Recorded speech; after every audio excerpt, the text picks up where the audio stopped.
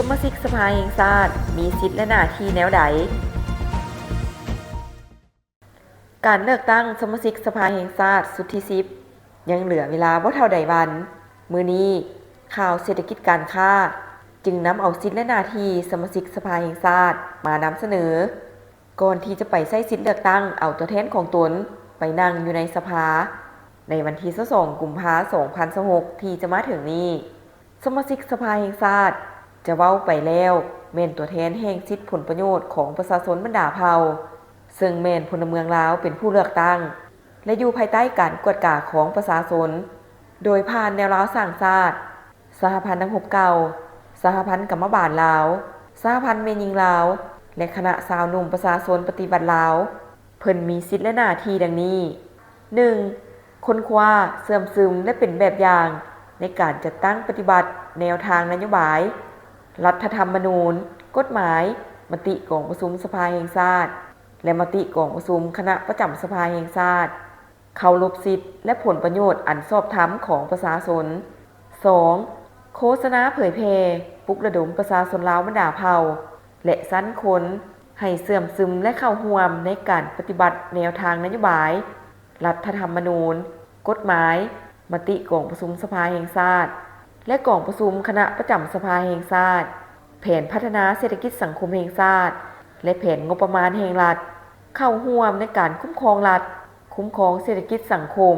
ให้รู้และเข้าใจภาระบทบาทสิทธิและหน้าที่ของสภาแห่งชาติและของสมาชิกสภาแห่งชาติ 3. เข้าร่วมกองประชุมสภาแห่งชาติอย่างเป็นปกติในกรณีบ่สามารถเข้าร่วมกองประชุมได้ย้อนสาเหตุจำเป็นใดหนึ่งต้องเสนออย่างเป็นลายลักษณ์อักษรเพื่อขออนุญาตนำประธานคณะประจำสภาแห่งชาติ 4. ค้นคว้าและก้าเกี่ยมเนื้อในเพื่อประกอบคำเห็นในกองประชุมและลงคะแนนเสียงด้วยความรับผิดชอบสูง 5. ซักถามประธานคณะประจำสภาแห่งชาติประธานประเทศนายกรัฐมนตรีสมาชิกรัฐบาลหัวหน้าองค์การอัยการประชาชนสูงสุดประธานศาลประชาชนสูงสุดประธานองค์การกวดการแห่งรัฐและหัวหน้าองค์การต้านการโซ่ราชบังหลวงศูนย์กลางประธานองค์การกวดสอบแห่งรัฐในกองประชุมสภาแห่งชาติ 6. รายงานการเคลื่อนไหวเรื่องงานต่อประชาชนในเขตเลือกตั้งของตนและเข้าร่วมกองประชุมครบคณะสมาชิกสภาแห่งชาติประจำเขตเลือกตั้งของตน 7. ใกล้ชิดติดแทศพบปะต้อนรับประชาชนเก็บกำและนำเอาความคิดความเห็นและคำเสนอของประชาชนเพื่อเสนอต่อสภาแห่งชาติคณะประจำสภาแห่งชาติและภาคส่วนอื่นที่เกี่ยวข้องพิจารณาแก้ไขทั้งติดตามผลการแก้ไข 8. ให้คำปรึกษาและคำแนะนำแก่พลเมืองเกี่ยวกับการยื่นคำร้องทุกข์และปัญหาต่างๆที่ติดพันกับผลประโยชน์ของประชาชน 9. เข้าร่วมกองประชุมการเคลื่อนไหวและพิธีสำคัญต่างๆขององค์การจัดตั้งภาครัฐแนวลาวสร้างชาติสหพันธ์นักรบเก่าลาวองค์การจัดตั้งมหาชนและองค์การจัดตั้งสังคมตามการเชิญหรือโดยหน้าที่